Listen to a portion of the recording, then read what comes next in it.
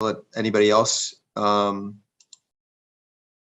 and then maybe start at 11:03 or something like that. I'm just hoping that we have a little bit more participation.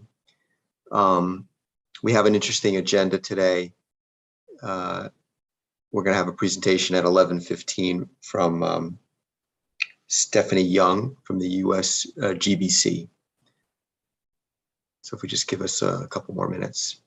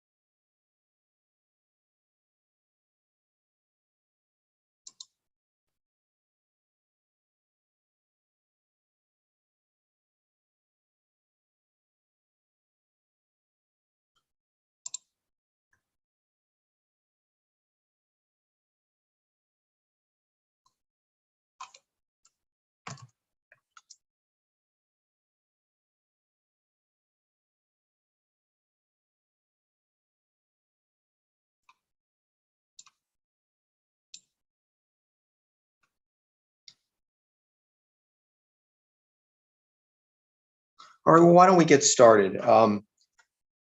I sent a brief agenda, not about 15 minutes ago to everybody, and I wanted to start by giving you an update on the building and site. I did earlier in the week send everybody a kind of a summary of our last working group discussion. We had started to develop a long list of recommendations. Some of them we feel kind of overlap with other things that other people are considering here, which I don't think is a problem. I think because in the end we're going to consolidate into one list. But we talked about data collection on available utilities, funding resource portal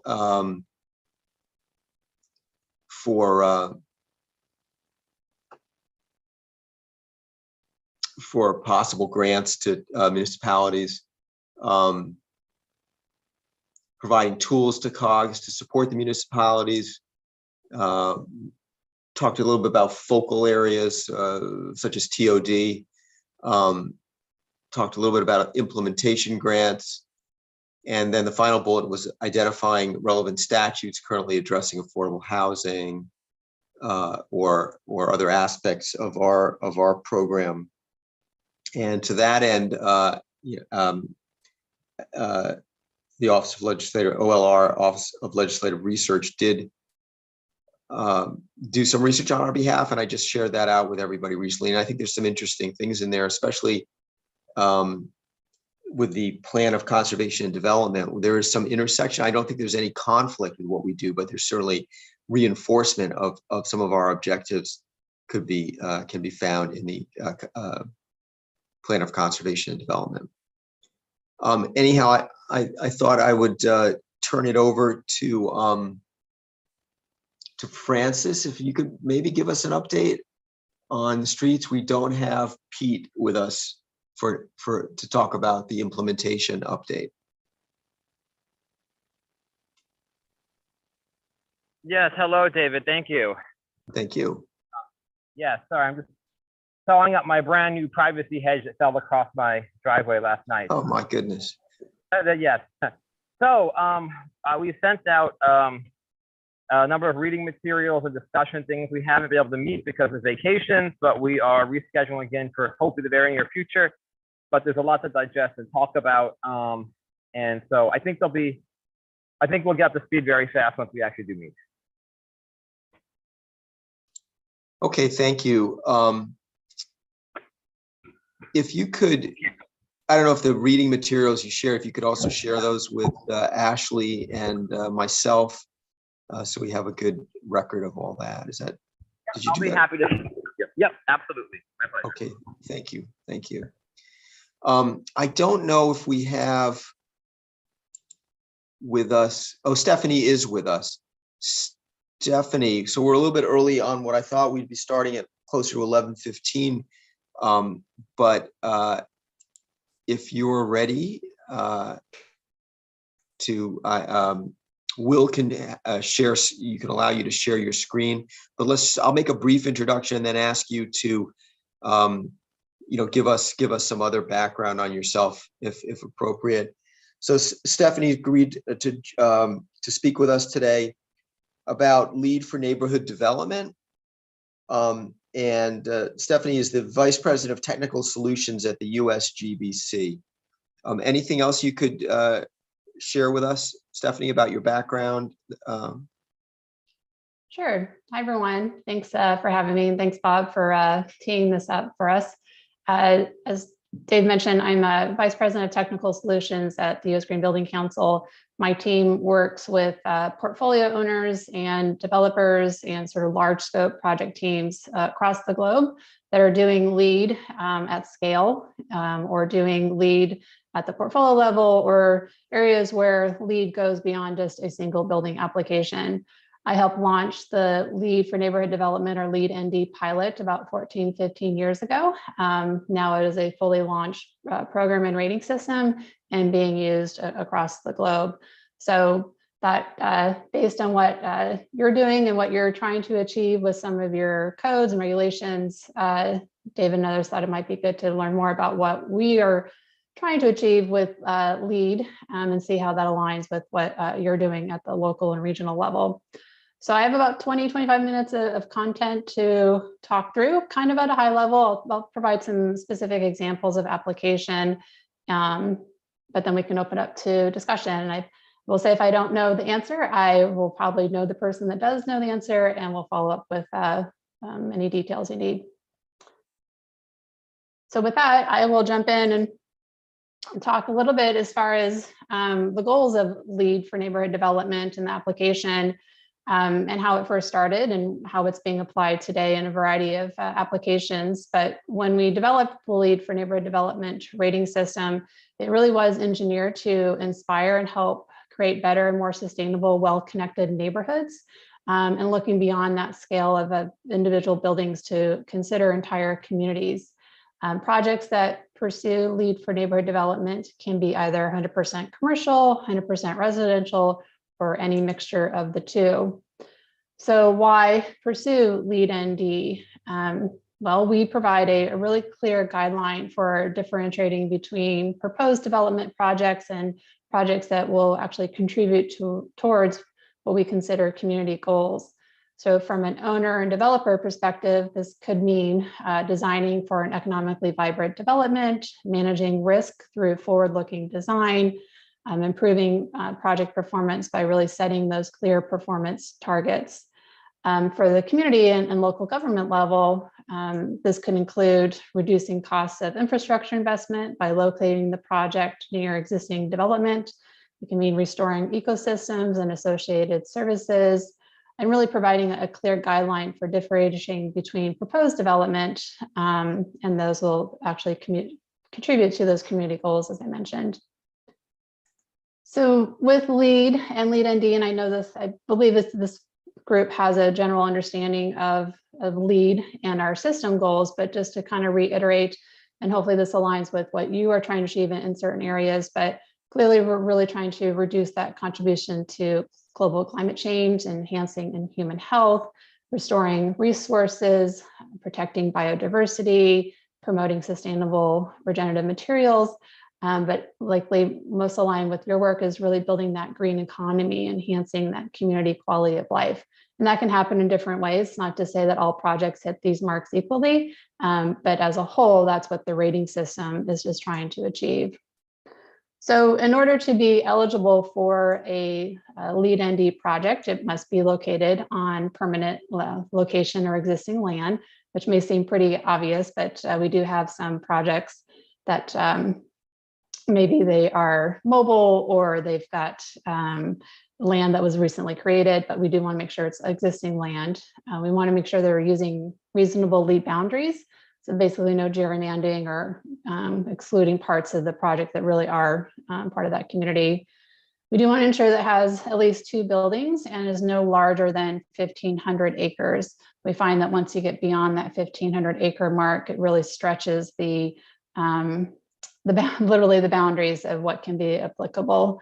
But if you're trying to go beyond that, we do have other LEED applications for LEED for communities and even LEED for cities, which we can talk about under a separate context. But just like with any LEED rating system, we have prerequisites that have to be met on all projects. And then you earn a minimum of 40 points to earn the different certification levels of certified silver, gold, and platinum. For LEED ND, there's a variety of types of projects that can use it once they meet those minimum program requirements. We work with urban infill, we work with suburban retrofits. It could be a small community. Generally, it's a neighborhood of the size I mentioned, but it could also be a brownfield redevelopment or even a greenfield that is adjacent to some existing development or has that infrastructure. So we don't want that leapfrog effect. We want projects that are well connected to that existing infrastructure, which will help reduce costs and long-term negative impacts. We also look at different stages of a project. We know at a community development level, there's a variety of stages, and that those stages and timelines are rather extended. So we can work with project teams very early on as far as what we consider a conditionally approved plan. So this is a stage 1 sort of review where it's available but not required for projects before the entitlement process begins. And the purpose of this stage is to assist a developer in building a case for entitlements among land use planning authorities and financing or occupant commitment. So it really illustrates that commitment and that recognition should the project move forward. If a project is still in its planning stages, this is where we have a certification of an approved plan. So this is stage 2. And this is available to projects that have been granted any necessary approvals and entitlements. And then once achieved, we issue them a certificate stating that the plan is meeting the LEED for neighborhood development requirements. And then the third stage is once the project is fully complete and constructed and certificate of occupancy has been offered, this is where we do a stage 3 review of the project as built.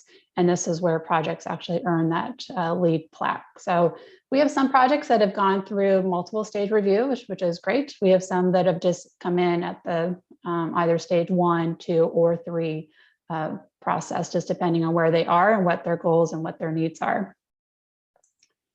Based on what I understand what this group is trying to achieve, I thought I'd touch a little bit as far as how LEED ND can be used as a good tool for state and local governments, but where it probably isn't a good fit. But so we would say that in general, I would not expect that LEED ND is to replace community plans or zoning or planning itself. It really doesn't replace environmental regulations, and it shouldn't be expected to certify your entire town, city, or comp plan. But what it can do is, you can consider it using it as a basis for financial incentives for projects. And I've got a few examples I'll talk through. You can also consider using it as a basis for structural incentives for different projects or developments in your area. And then also consider using it as an evaluative screen for zoning or regulations and master plans. And then finally, we would suggest just being really familiar with the rating system and carefully considering how it might work best for your needs. So it's not generally a one-stop shop, but it can be used in different ways and applications. So here are some examples. Generally what occurred when we first launched the pilot in the late 2000s. But here you can see in Illinois, they have the Green Neighborhood Grant Program, where it's creating incentives for different types of projects. Rhode Island has both a LEED ND and sustainable sites sort of requirement. Sites is a separate certification, also administered by our sister organization, GBCI. This is where they do require public projects that go beyond buildings to meet either of those certifications. And then other examples as far as at the county level in Florida and Georgia, just sort of taking increments and building that into their tax credits. So let's talk a little bit more specifically as far as the requirements and how LEED ND is broken up into strategies and applications that might align with what your group is trying to achieve.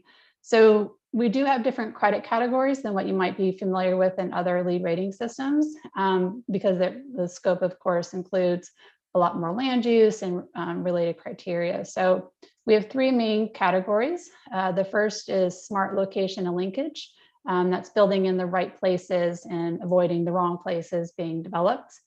Next, we have neighborhood pattern and design, which is a section focused on the creation of compact and walkable and vibrant mixed-use neighborhoods with really good connections to nearby communities. And then finally, there still are buildings within our communities and our development. So we do have the green section and technology section that focuses on measures that can reduce the environmental impacts associated with the construction and operation of the buildings and also the infrastructure of the site. And it does contain many credits that are similar to those that you might be familiar with in other LEED rating systems when it comes to energy efficiency, water efficiency, and recycled materials. But for the focus of this group, I thought I'd really touch on the first two areas, smart location and linkage and neighborhood pattern and design. So with the SLL credit category, we really are encouraging that development to occur within that near or existing communities and public transportation infrastructure. So working to improve and redevelop either existing cities and suburbs or towns while limiting the expansion of development and footprints in the region. We're also looking to reduce vehicle trips and vehicle distance traveled. This can be done by locating projects on infill sites or sites with connectivity to adjacent sites. It can be located in a transit corridor or sites with nearby assets such as supermarkets, convenience stores, restaurants, and such. We're also going to try to ensure that sites are located within existing transit services. So we consider a quarter-mile walking distance to be that minimum threshold, and that's walking distance from dwelling units.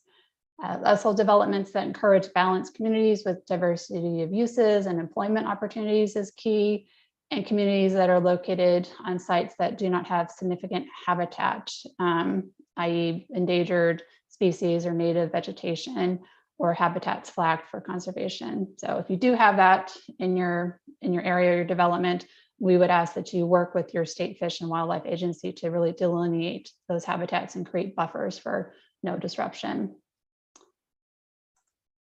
So you can also use this as a sort of a screening as far as what locations and areas are meeting these different criteria. So, and what we've seen with other jurisdictions or developers is determining land eligibility based on the LEED ND criteria. So that first piece is identifying jurisdictions or watersheds that you are located in.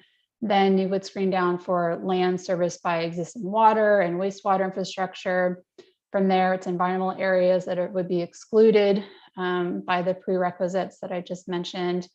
And then finally allowing site types that are that would be meeting the SLL prerequisites, such as infill or adjacent connected or transit corridors or diverse uses. So that's something we have seen with some other jurisdictions is sort of kind of encouraging development in those areas that meet all those different criteria. So that's worked well in some places. So in the end, or the bottom line, we're really trying to focus on centralized, compact development. It doesn't always have to be all urban and highly dense, but that does provide a lot of benefit, but also just making sure that we are conserving and preserving our open space for better uses. The other credit category that I think might be most relevant to your work is the neighborhood pattern and design strategies. So this is looking at everything from walkability of the site as far as buildings having functional entries into the circulation networks. We're looking at compact development, and we do have some minimum compact development requirements as far as it must be 7 or more dwelling units per acre for residential components, and then for commercial, it's a 0.5 or higher FAR for the non-residential uses. We're also looking at connectivity. So does that project boundary have a minimum amount of intersection with surrounding communities? We don't certify projects that with gates. We want to make sure that the public has access to those areas. We also want to try to encourage mixed uses, although as I mentioned, projects can be 100% residential or 100% commercial, but the more mixed use that they have, the better that they fare with different credits and strategies. So by mixed use, we're looking at dwelling units that are again within walking distance to multiple uses, such as retail and restaurants and pharmacies or banks. And then parking is a critical piece. I know that can be a contentious topic depending on where you are. But and some of this is optional. You don't have to include this, but for a lot of cases, we're looking at no new off-street parking lots or locating those new off-street surface areas on the side or rear, so that way you're leaving your building frontages facing the circulation network and free of those surface lots we tend to see, unfortunately. Housing types is also really key as far as including a sufficient variety of housing sizes and types, and I'll talk about this further in detail. And then affordable housing, also an important topic. So what we're looking at is including a proportion of new rental and or for sale dwelling units priced for households earning less than the area median income. And again, I'll provide more details on this as well. So here's a good example of what we mean by connected and open community. We would be wanting to ensure that the project is located on if it's not an infill site, it would be located on an adjacent site where that connectivity is adjacent to land that has a minimum number of intersections. And then that way you've got contiguous segments of the project boundary that are being connected. We also want to ensure that the project is either located or designed to have thorough streets and other non-motorized right-of-ways intersecting the project boundary at least every 800 feet to connect with existing streets and or right-of-ways outside of that project. So again, creating that connectivity and thoroughfare and continuous movement between all of these different communities and developments to have a more cohesive urban plan. Another example of some strategies that might align with your work is what we consider good street design and walkability. So here's an example of a hardscape project that's of course dedicated to a lot of parking, but has a lot of great opportunity. So as some examples of some strategies that LEED recognizes is adding on-street parking, providing continuous sidewalks on both sides of the street, maintaining speed limits of 20 miles per hour for residential or 25 miles per hour for non-residential uses, looking at street trees occurring at least every 50 feet and providing shade of occupancy within 10 years. Other attributes can include front facades within 25 feet of property lines or contiguous to sidewalks. We want to ensure that ground floor dwelling units are elevated no more than 2 feet above sidewalk grade. Other functional entries of each building should face the public space and occur every 75 feet for non-residential or mixed-use buildings. And then 50% of the ground floor office buildings should include retail. And then finally, really wanting to maintain some building height to street width ratio proportions of 1:3 and having ground level spaces directed towards public spaces and also ensuring that they contain transparent glass and storefront windows are kept open and visible or unshuttered. So a lot of different ways that you can make your environment, your streetscapes more inviting and walkable and really encouraging multiple modes of transportation. So drilling down in some of the specifics on what we're looking for as far as housing types and affordability. As far as the types of housing, we reference the Simpson Diversity Index, which you may know calculates the probability that any two randomly selected dwelling units are in a project. What we consider different housing categories includes, but aren't limited to, detached residential, duplexes and townhomes, multi-unit buildings, either less than 4 stories, 5 to 8 stories, or 9 or more stories, and also live work spaces and accessory dwelling units. So all those would have to be factored in. And again, you would have to meet that minimum of 0.5 on the Simpson Diversity Index. As far as how we look at affordability, and I know there's a lot of information here, but as I mentioned at the top, we're really looking to include a proportion of new rental and or for sale dwelling units priced for households earning less than the area median income. The rental units must be maintained at affordable levels for a minimum of 15 years. And also existing dwelling units are exempt from those calculations. But we do want to ensure that projects meet any combination of thresholds in the table as found here. So we're trying to give some flexibility and ability for different projects, because we know affordability looks and might be different things for different regions, but at a minimum, we want to ensure that this is what's being provided at the project level or community level.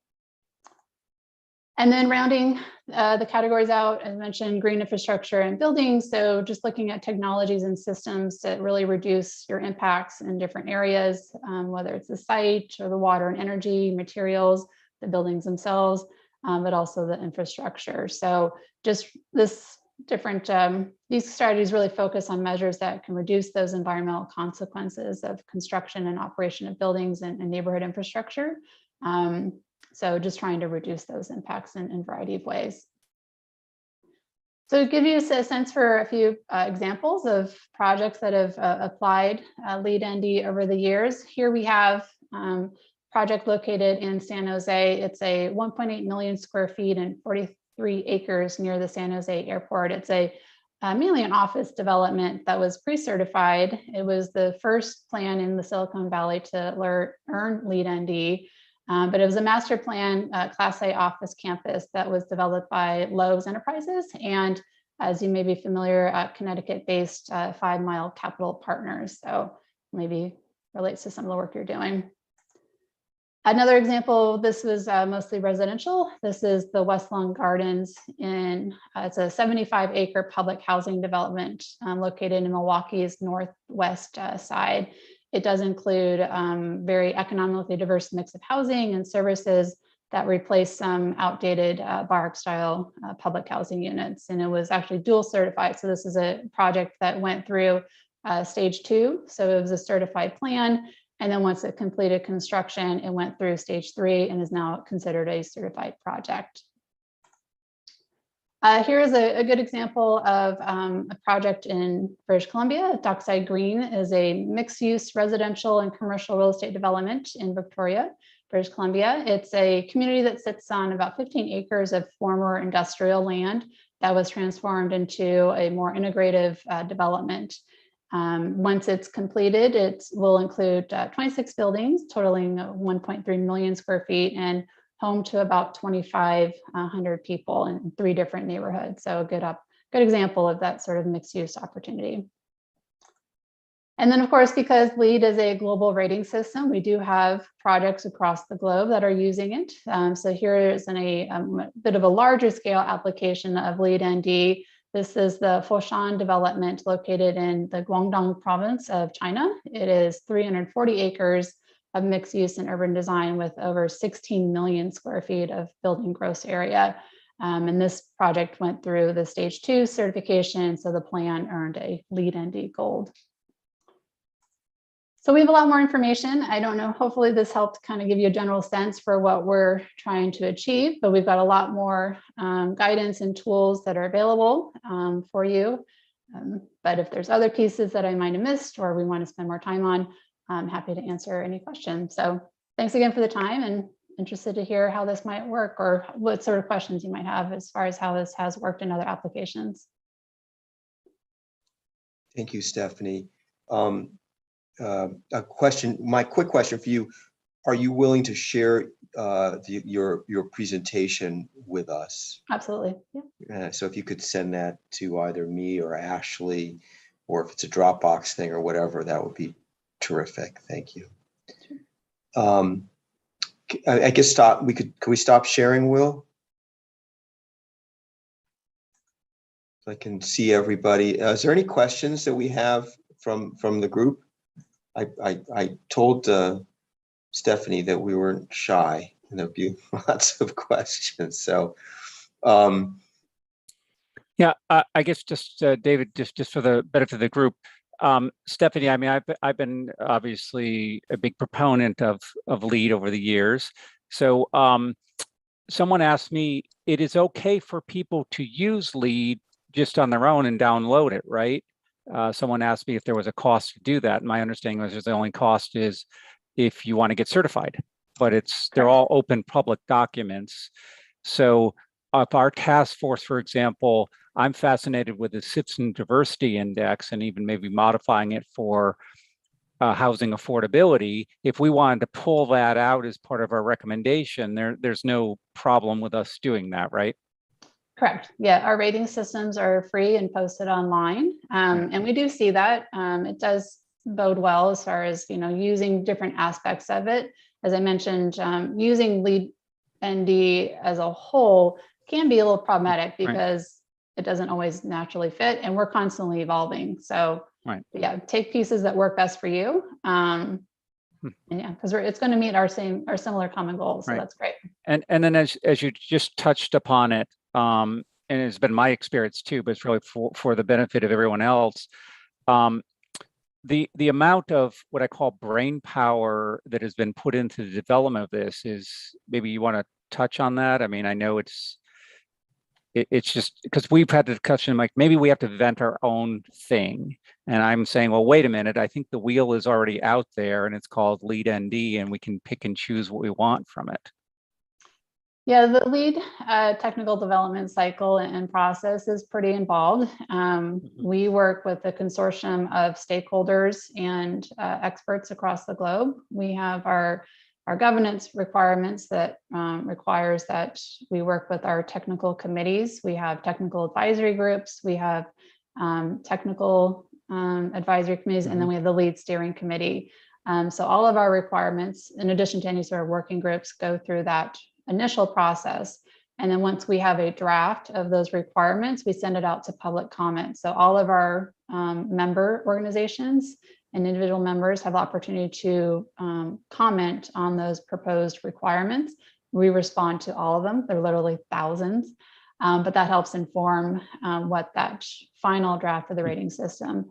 But we're constantly evolving. We're constantly moving the needle. We're constantly wanting to move forward as far as meeting those system goals. So it's a constant evolution of strategies. Right, thanks.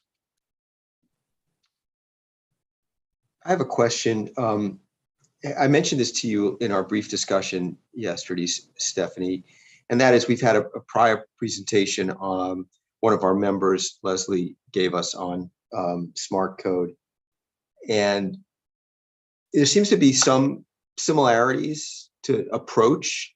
Do you have a experience, or can you speak toward what's really, how this differs or provides a different sort of framework or process at all?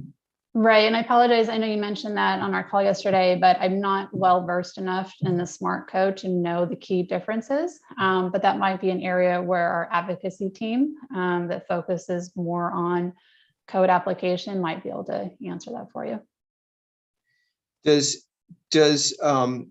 the LEAD for neighborhood development, LEAD ND,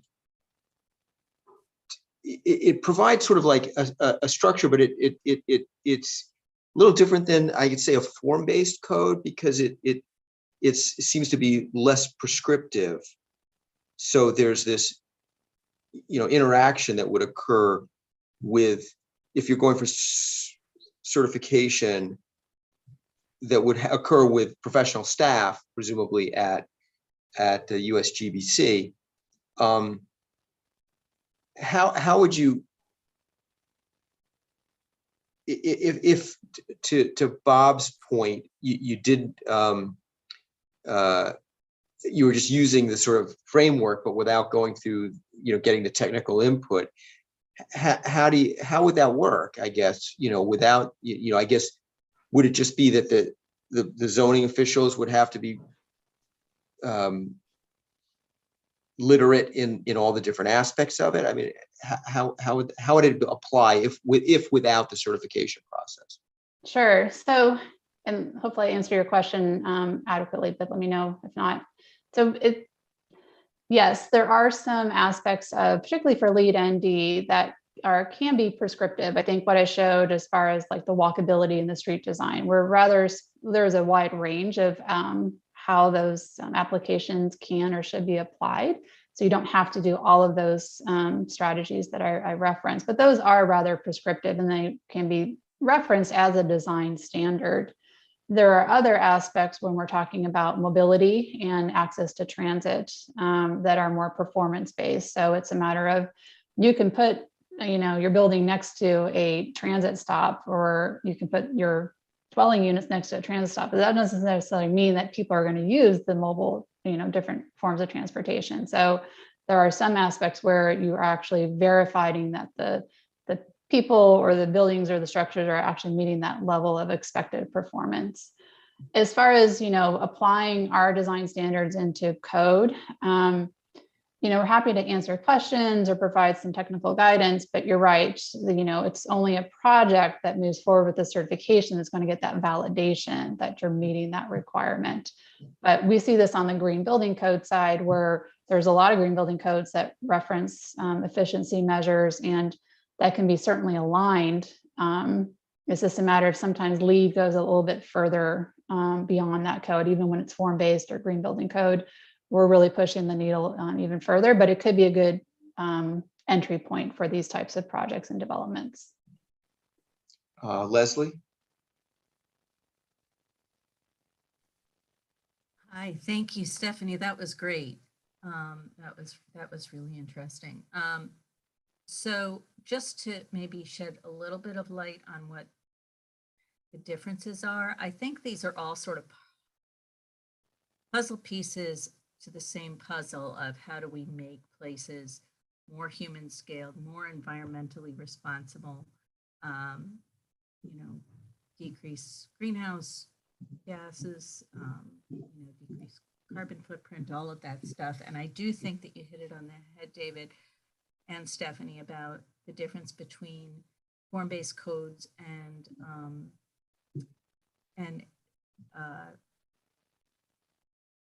these kinds of parameters.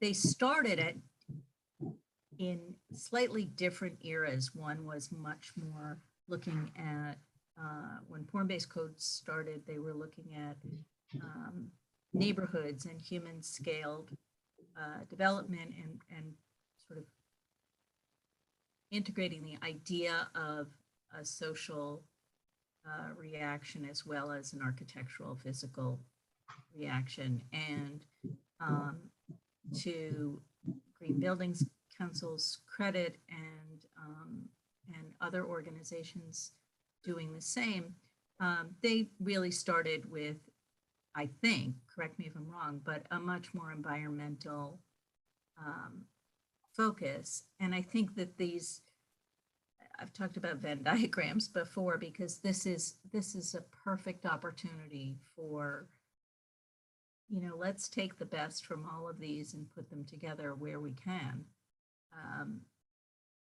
where we don't have to reinvent the wheel, but we do have to sort of refashion our own wheel, or fashion our own wheel. Anyway, so I do think that I do think that you kind of hit the nail on the head with the difference between prescriptive and performance, and I think the distinction between the social creation of neighborhood is more a tool than an outcome for what you do, and has been more of a outcome as a tool. There is a distinction there somewhere. Sure. For those who've worked with form-based code. I also don't know anyone who isn't anxious to employ the best of both worlds. Sure. And I didn't quite hit on some of the human aspects of the rating system as far as community engagement and work, again, the affordability and ensuring that the people that are using this or accessing these neighborhoods or in communities, that it is open and inviting to all types of individuals. So, and then on the performance side, not to get us too off track, but as I mentioned, we do have a LEED for communities and LEED for cities certification, which I'm seeing some nodding heads, and that is performance based. And that could be where, yes, your codes are being rather prescriptive, but then it's the outcomes that would be validated. And so we're seeing a lot of traction. I'm sure there's some communities in Connecticut in your region that have gone through that certification where it's, the employment rates and the health rates and the mobility rates, but also the carbon emission and water usage. So if that's of interest to this group, I'm happy to bring in those folks that manage those programs for you. Thank you. Francis. Yes, thank you. In Connecticut, like many states, we've seen development, residential development places we might not want to see it because we can't prohibit it based on the takings clause of the Constitution. So we zone for low density residential to avoid a taking. And we also see development at densities we might not want to see because we are limited by the availability of public infrastructure. And so we're bound by the carrying capacity of the land to provide water and process wastewater. Does LEED ND address lower density communities without public infrastructure? So there are prerequisites where, yes, you have to meet some minimum density requirements. So that's where I mentioned it's 7 dwelling units per acre for residential and 0.5 for FAR. So that would be required as far as density. As far as being connected to infrastructure, that is part of a prerequisite that they are being connected to local or existing infrastructure. But we do have other options of that prerequisite where maybe it's they have access to a transit corridor or other amenities to be a bit more diverse. So while we highly encourage and try to recognize that, it wouldn't be a barrier for entry for a LEED ND project if they didn't have that existing infrastructure, but it would be rather challenging to be recognized at a high certification level as far as, beyond certified. I have just for Francis's question, I think sort of when we start talking about minimum, density, one of the driving forces of the legislation that established this commission and therefore this subgroup has to do with providing more housing choices, more affordability, and to reduce some of the risk that developers take. And so to sort of the logic behind a form-based code is that if you follow the parameters, then you don't need to go through a public vetting process because the adoption of the form-based code was the public vetting process. And then you're just sort of meeting those guidelines, and therefore you're not subject to years of litigation or trying to get something approved when there's an angry neighbor next to you that just doesn't want the job done. So I'm trying to understand with LEED for neighborhood development, you have to have the project first, right? I mean, it's like, how do you see that this would help streamline the approval process, because that's getting at the cost of development and trying to maintain those costs lower? Sure. So again, I think that you could definitely use it as a tool to identify preferred areas of development. So that's that tiered land eligibility filtering that we've seen being used. And you can pre-identify preferred areas and use that as a tool or an incentive to developers in the region. So we've seen that often. But yes, other areas it's more based on incentives as far as fast tracking permitting, fast tracking entitlements.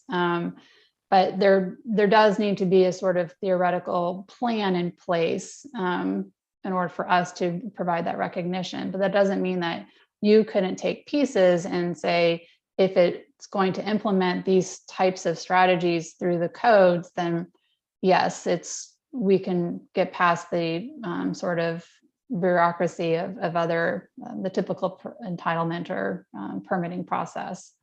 So it's a variety of ways that it can be used. But outside of identifying preferred areas, you're right, you do need to have a sort of proposed plan in place in order to meet a comprehensive LEED rating on it.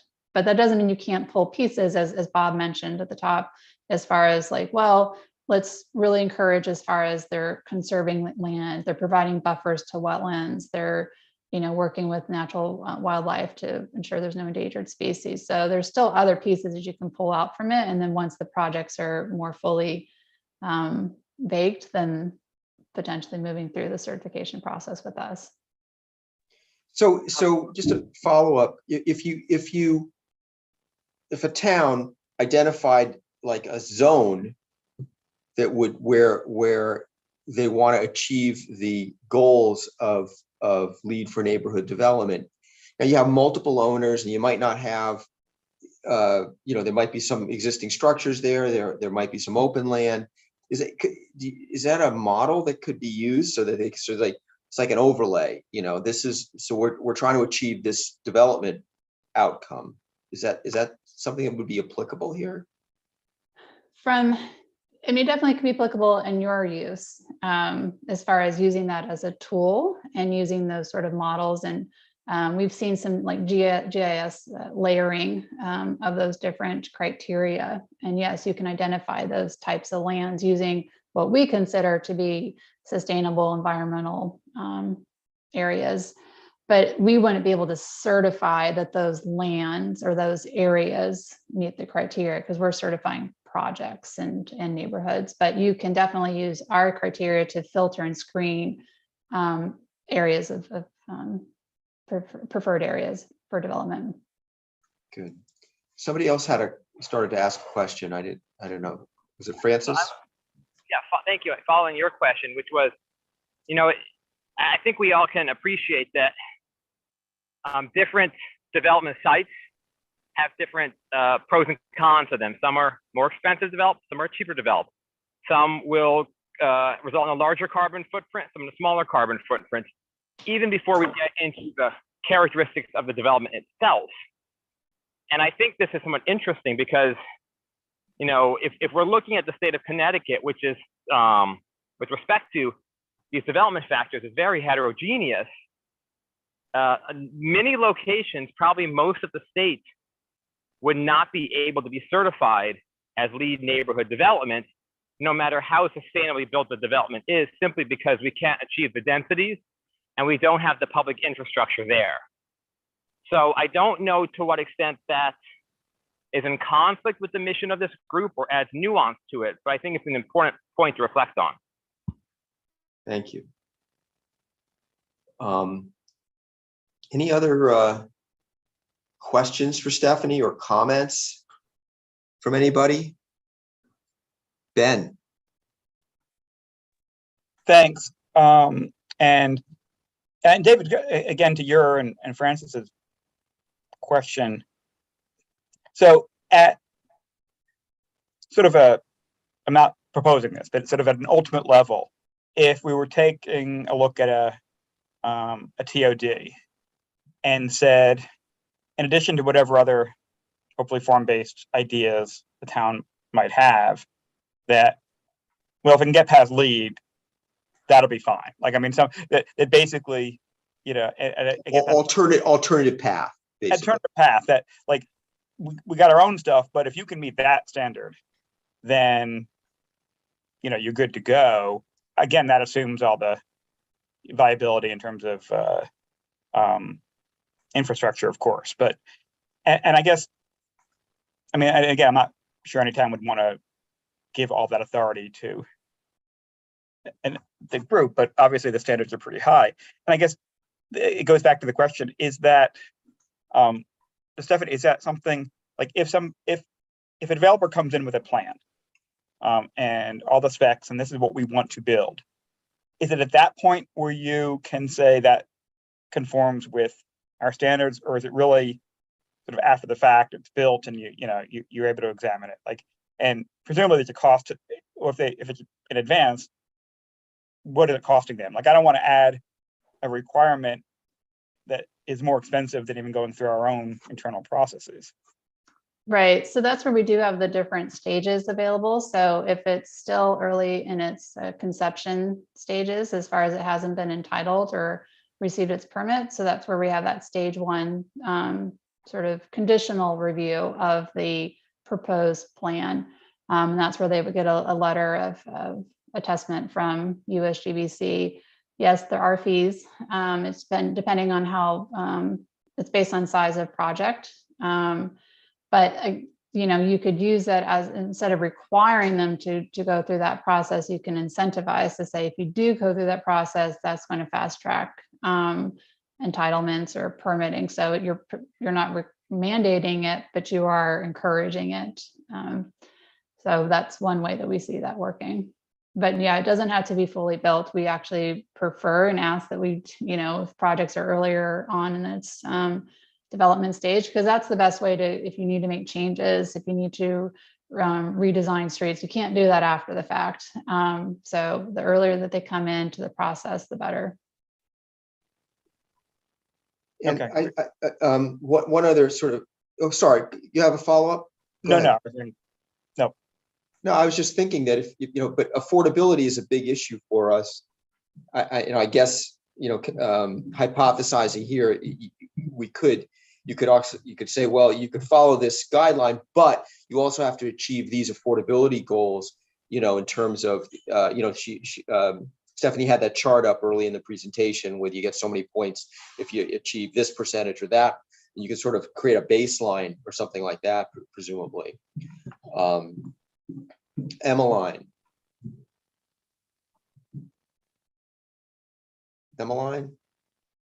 Unmute. There we go. Stephanie, can you repeat your density threshold that you mentioned? I think in terms of, because it was much lower, I think, than some of the initial legislation that was contemplated here. And I think that speaks to kind of scalability. And I think Francis's concern about our more rural environments and how we make that happen. I think for me, when I'm thinking about scalability, in some places it's going to be completely appropriate to have 100 units in one building. In some places it's going to be completely appropriate to have 100 units spread out over 25 buildings, right? In our more rural village centers. But if you could repeat that number, I think it was very helpful that we're not talking about these really urban kind of places. Sure. So, and this is the prerequisite. So it's the minimum required. It's 7 dwelling units per acre, or 0.5 FAR for commercial. And then the credit, so the optional strategies, the density does get higher. So yes, we are certainly encouraging, incentivizing higher density where it makes sense, but it's not a sort of that entry level requirement, because we do want to get more of these less dense projects in, but we just certainly don't want that sprawl aspect sneaking into these projects. And David, just as a follow-up, I think the the density per acre that was discussed in the TOD pending legislation was 15. So it's, so this is lower than that at a starting point.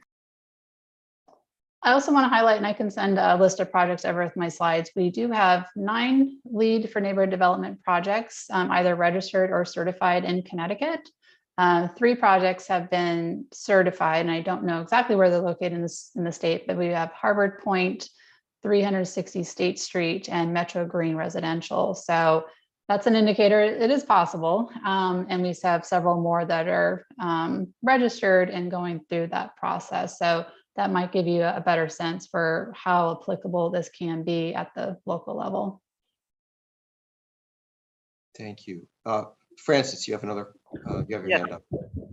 Thank you. Two questions. One is, we probably talked well and septic to death here in Connecticut, but I guess if we shift out west, you'll have many areas where you can't support 7 units because there's no groundwater.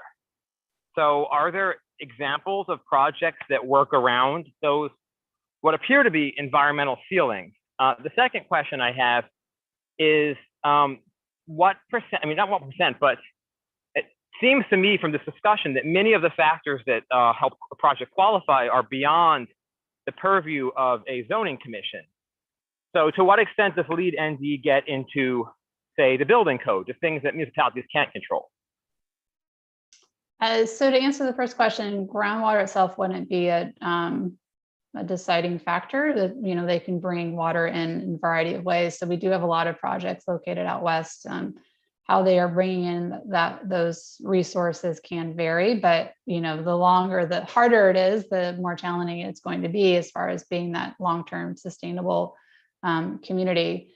As far as zoning, you know, I referenced or provided a few examples where we are referenced in any variety of codes or regulations. Generally don't get too much into zoning. We are referenced in a lot of the green building codes, but even that's really at a rather high level because, as I mentioned, you know, we're constantly evolving and generally going above code. But we are seeing similar strategies as far as meeting minimum efficiency requirements, whether it's energy or water. Now it's, you know, seeing a lot of materials, indoor quality.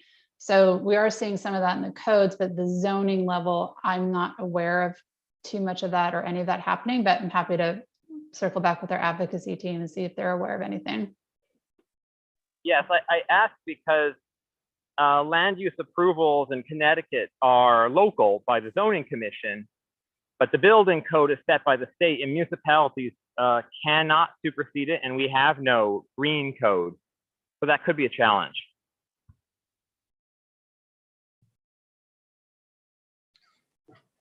Just hopefully soon we will have a green code, but it will only apply to state-funded projects. It would apply to, you know, housing grants with state money. Leslie. So, Stephanie, correct me if I'm wrong, and I may just have missed this one if you said this, but so zoning has to do with, you know, the facade of the building outward primarily, not exclusively, but it doesn't, for instance, have to do with building materials, particularly on the inside, off-gassing of, you know, from wallpaper or other things that, if I recall correctly, and I honestly haven't looked at the LEED information in a little while, but you get points in LEED for using, you know, fabric that doesn't off gas, or am I correct that that's? So on the LEED for commercial buildings, yes, we have a variety of strategies and credits that deal with material use. And also the indoor quality. So the off-gassing actually comes under testing for contaminants of concern. And then for materials, it's a lot of the material selection as far as, you know, are they using EPDs? Are they locally sourced? Those sort of attributes. So yes, on the commercial building side, there are some of those attributes and strategies that are recognized and encouraged and optional, but they're not prerequisites. I think that's great.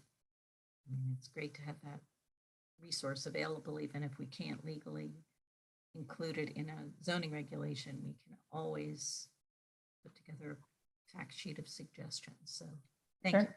you. Mhm.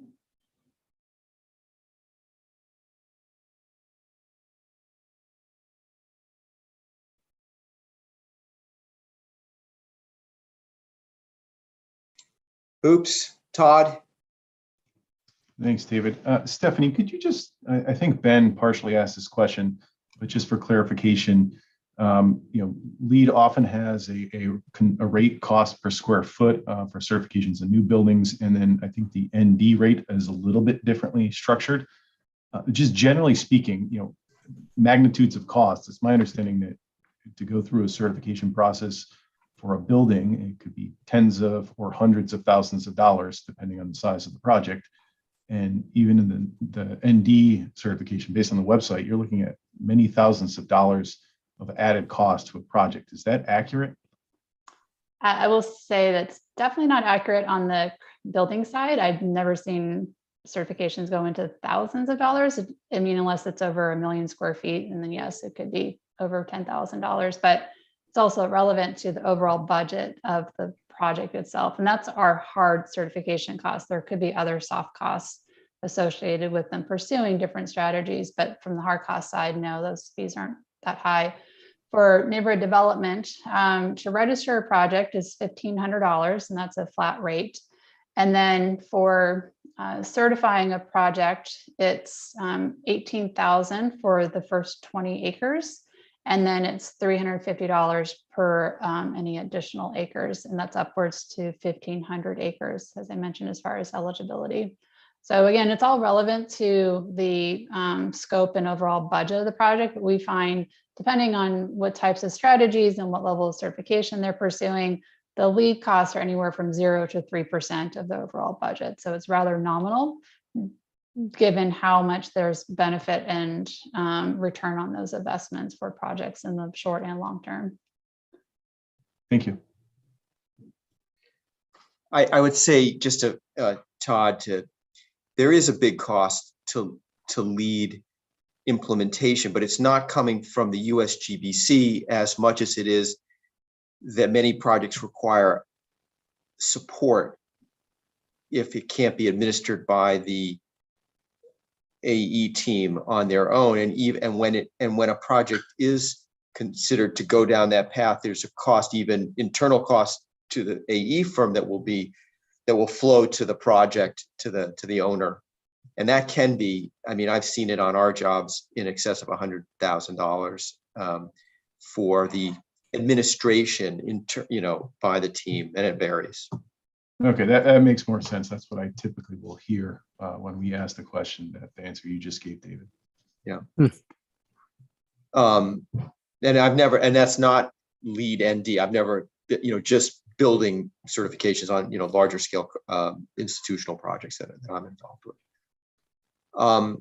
Any other questions for Stephanie? Oh, yeah, just a comment with that, and maybe Stephanie come back. Stephanie, generally speaking, I know USGBC has done these studies, is that most of these projects we'd be talking about would be, or the vast majority would be, for-profit projects. They wouldn't be a public project.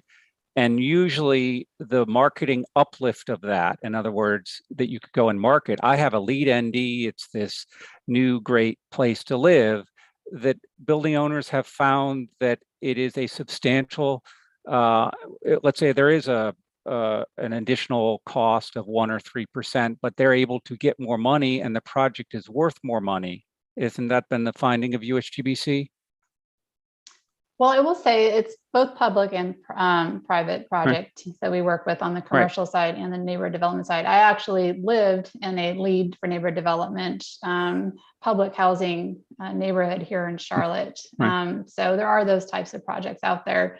But it's beneficial, for both public and private, as far as the marketing and the recognition and the affordability, the occupancy, the resale of those units. So it's really beneficial to both types of owners. Okay. All right. Thanks.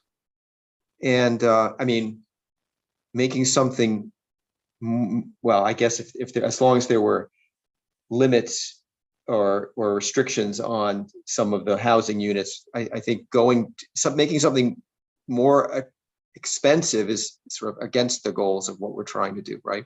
Bob? I mean, Well, no, what my point is that you end up with a much better project. So if you go through this, maybe they have half the energy bills, which people are really concerned about now because it's a better built building. Because it's close to mass transit, people don't have to pay $5 for gas because now they have the option to hop on mass transit.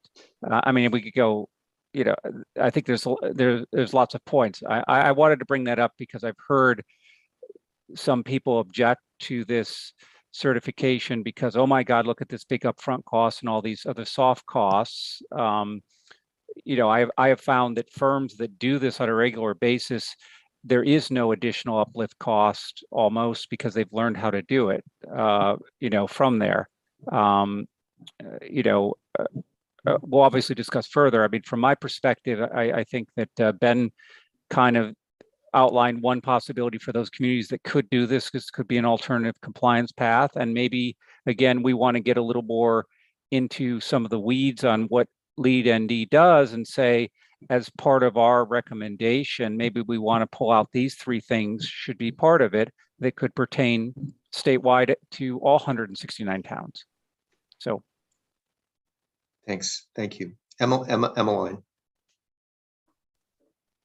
Stephanie, if you also had other materials, I think for us, you know, as we've been kind of talking as a subcommittee, you know, one of the things that comes to light is that, you know, we're not creating these new places out of nowhere where I had read something and I wish I could remember the source where it said our current suburban development is kind of a draft.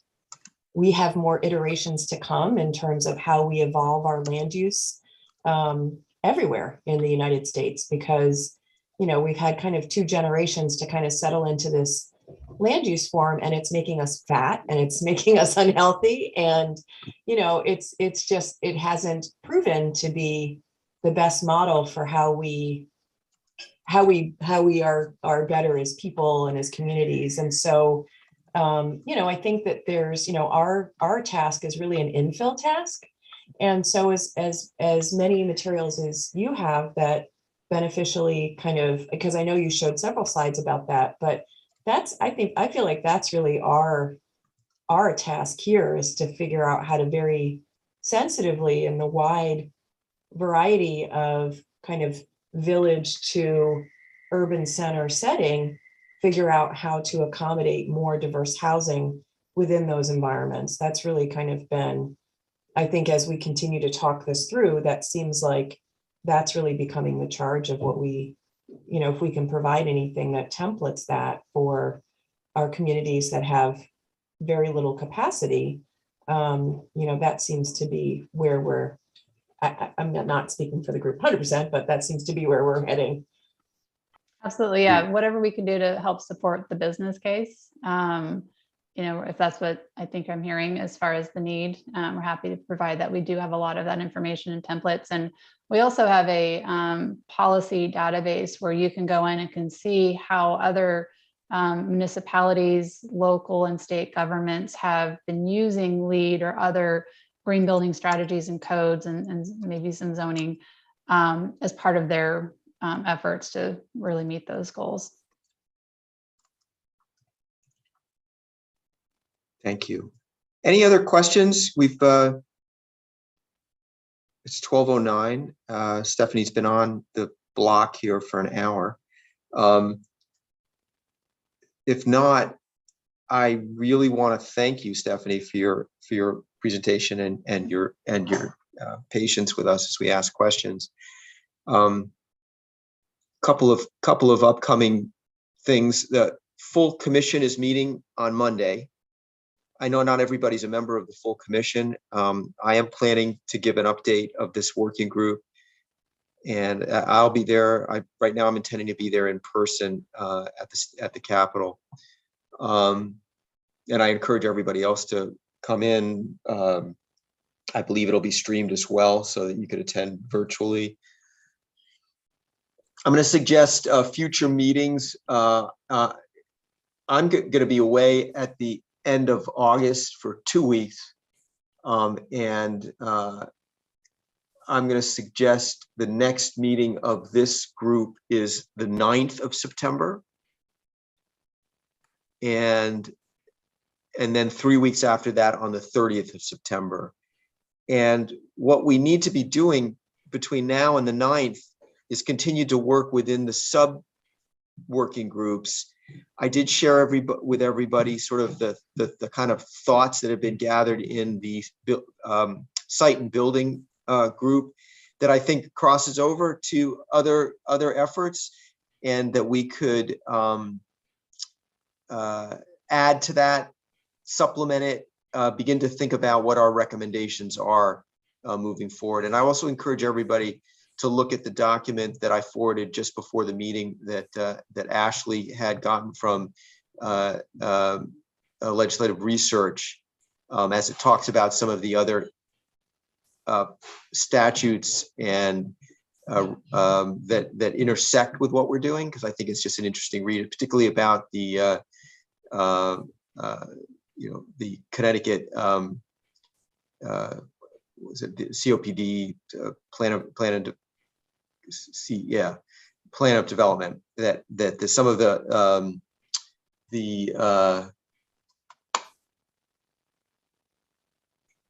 I think it's called GMTs as they apply to what we're talking about here. That was kind of a convoluted way to say that. I apologize. So anyhow, any other final comments from anybody? Anything you want to add before we sign off till the next time? David, what's the details on Monday's meeting? Could you maybe or someone send it out? So if we want to watch or. Yeah, it's a public meeting. It's the actual CCDF. Okay. It will be streaming on the YouTube of the Housing Committee. It won't be on CTN, unfortunately. All right. But well, what time? What time? Let's check. It's at 3 p.m. 3. Okay. And yeah. And if for some reason we want to go to Hartford, it's what in the LOB? It is in the LOB at 1E, room 1E. Okay. Right. And Will, can you is there a link that you can send for the housing YouTube channel, right, where it will be, and then I can share that out with the group? Yeah, I'll put the chat right now, and I will also email it to you. Okay, thank you. Anything else from anybody? Okay, then in that case, thank you. And I might see some of you on Monday. If not, then have a good August, and we'll reconvene on the 9th, but I'll probably be reaching out for some interim updates and so on. So thank you very much. Take care.